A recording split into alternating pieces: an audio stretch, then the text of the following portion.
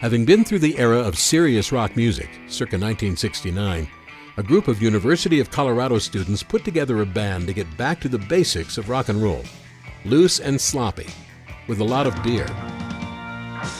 We'd go out and see other bands, and they never seemed to have as much fun as we thought we could have, so we started to play rock and roll. We weren't real good, but we had a lot of fun. Flash Cadillac and the Continental Kids started as a means to pass the time, an oldies rock alternative to the then popular hippie sound. First it was, frat parties, because the bars couldn't believe that anyone would want to come and see, a bunch of sleazeballs greased up and playing simple songs.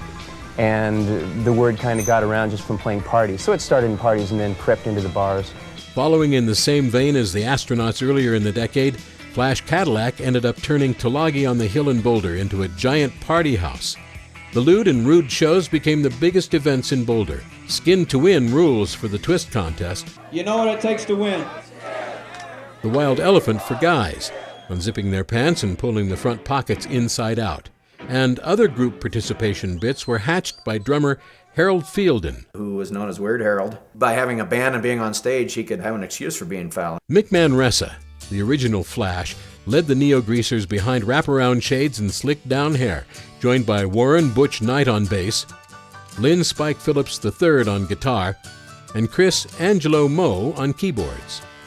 Exactly 1 year after their formation, the members of Flash Cadillac drove to Los Angeles to play a hoot night at the legendary Troubadour. That day, they called agents from a payphone across the street. That night, they gave us the very last slot at 1:30. And we just tore the place down. We did our 20 minutes and finished with Johnny Be Good, and it was triumphant. The group quit school and hit the road. Within a year, Fielden and Manresa decided it wasn't fun anymore and returned to school in Boulder. Fielden became an attorney in the area, Manresa an engineer. But they remained in pursuit of the ultimate gross-out, performing oldies sets as the Four Nicators and backing up acts like Bo Diddley and the Crystals when they came to town. The other members of Flash Cadillac made the big decision to make a go of it as a real working band, bringing in a new Flash. Sam McFadden, a Colorado Springs fan of the band, was the only person considered for the job. Not only was McFadden a great rock shouter, but he could play hot Chuck Berry licks on his guitar after downing a six-pack. He was in. Fronted by McFadden, Flash Cadillac gained instant popularity within the music industry. The band was booked for Dick Clark's American Bandstand. Spike, who's your favorite movie star? Me? No. What's been the highlight of your career since the last time I saw you? I think her name was Connie in Illinois.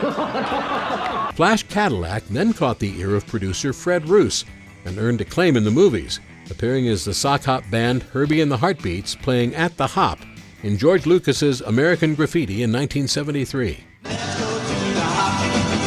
Let's go to the hop. Let's go to the hop. Through the relationship with George Lucas and Francis Ford Coppola, the producer of American Graffiti, who also directed Apocalypse Now, we were asked to do that movie. What's the new film about?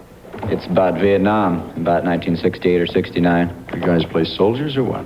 No, we're play a USO band and plays acid rock music for soldiers at a show. And Flash Cadillac's work on television's Happy Days in 1975 won the highest weekly rating. The episode Fish in the Fins was written especially for the band. Flash Cadillac also began recording albums of oldies and catchy 1950s-styled pop originals. In 1974, Dancin' on a Saturday Night cracked the Billboard Pop Singles chart at number 93.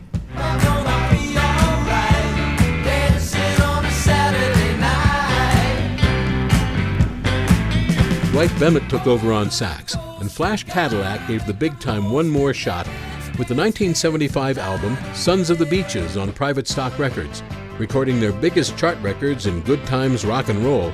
Radio blasting, everybody's laughing, good times rock and roll. There ain't nothing in the world like the sound of music to satisfy my soul. And Did You Boogie With Your Baby? Did you boogie with your baby in the back row of the movie show? And did you boogie? By that time, Flash Cadillac was looking for land in the Rocky Mountain area. The members purchased a little ranch located near Woodland Park. We bought a ranch up there, and we're going to get out of the city. The ranch served initially as a rehearsal hall, but after several years, the band built up the facility into a 24-track studio. They cemented their status as America's favorite party band by playing corporate festivals, and the nationally broadcast Super Gold weekly radio program featured Flash Cadillac as the house band.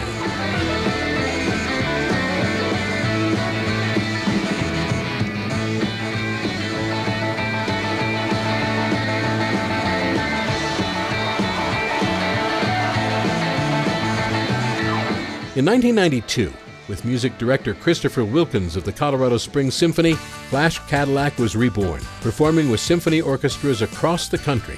One of the hottest pop concerts going. The symphony musicians got with it, pulling old poodle skirts and leather jackets out of the mothballs. Band is a team sport. We kind of like each other. We did other things. Yeah, we did other things together before. We played basketball. We picked up girls. Some of you will remember me. With us, it's always been a team effort. We always hired friends and people we knew as our road crew, and just a big family out on the road. So yeah, band is a team sport. Flash Cadillac lost cylinders over the years. In March 1993, Phillips, who was known for his crazy onstage antics, suffered a heart attack backstage after a show and died. He wasn't replaced in the band, as nobody else could carry McFadden around the stage on his shoulders while playing guitar chords. The group's driving force evaporated when McFadden died of a heart attack in September 2001. Moe, who had retired to the studio due to increasing weakness from ALS, died after a long struggle with the debilitating muscular disease in July 2005. Knight and Bement still lead a rockin' Flash Cadillac band, with Thumper Henry on drums, and new kids Timothy P. Irvin, Rocky Mitchell, and Pete Santilli, keeping the high-energy, good-time music alive.